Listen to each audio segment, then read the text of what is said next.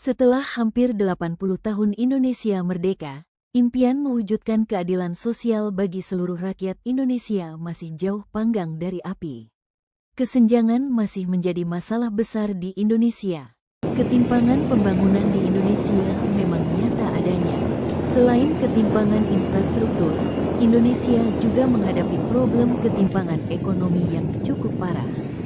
Menurut Tim Nasional Percepatan Penanggulangan Kemiskinan, TNP 2K, 50% aset nasional dikuasai hanya oleh 1% orang kaya di tanah air. Global Inequality Report 2022 menyebut Indonesia sebagai negara ke-6 dengan ketimpangan kekayaan tertinggi di dunia. 4 orang terkaya di Indonesia memiliki kekayaan lebih besar dari total kekayaan 100 juta penduduk termiskin.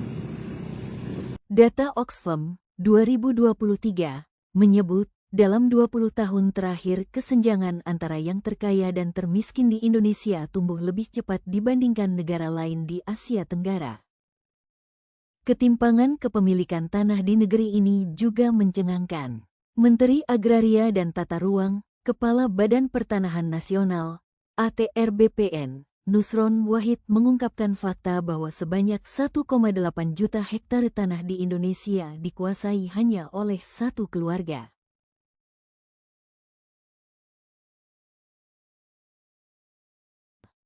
Kebebasan kepemilikan yang dianut sistem kapitalisme membuat tanah dan sumber daya alam diperlakukan sebagai barang komoditas yang bisa diperjualbelikan oleh siapa saja, termasuk korporasi dan elit pemilik modal. Jadi kesenjangan ini adalah konsekuensi logis dari penerapan sistem kapitalisme yang tidak mengenal batas kepemilikan harta dan berlepasnya negara dari tugas utamanya melayani kebutuhan rakyat dan justru menjadi pelayan korporasi. Islam menjamin keadilan ekonomi. Salah satu prinsip fundamental dalam sistem ekonomi Islam adalah keadilan. Keadilan dalam Islam bukan hanya bersifat moral, melainkan merupakan pilar dalam setiap aktivitas ekonomi.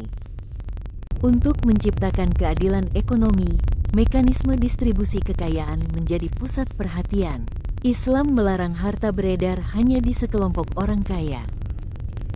Harta-harta seperti ini tidak boleh dikuasai atau dimiliki oleh individu, sekelompok individu, atau negara. Rasulullah Shallallahu Alaihi Wasallam bersabda, manusia berserikat dalam kepemilikan atas 3 hal, air, padang gembalaan, dan api. Hari Imam Ahmad.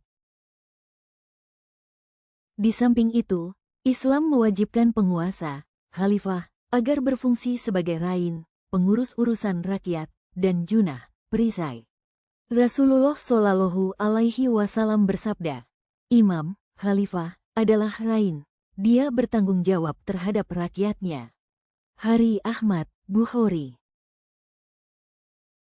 Adalah, pertama, negara bertanggung jawab penuh dalam pemenuhan kebutuhan pokok individual berupa sandang, pangan, dan papan, serta kebutuhan kolektif yang meliputi pendidikan, kesehatan, dan keamanan mulai dari perencanaan hingga teknis pelaksanaan.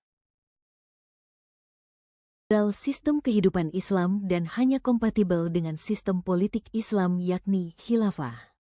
Kunci berjalannya fungsi negara di atas adalah pelaksanaan syariat Islam secara kafah dalam bingkai khilafah yang akan berbuah kemuliaan dan kesejahteraan bagi umat manusia.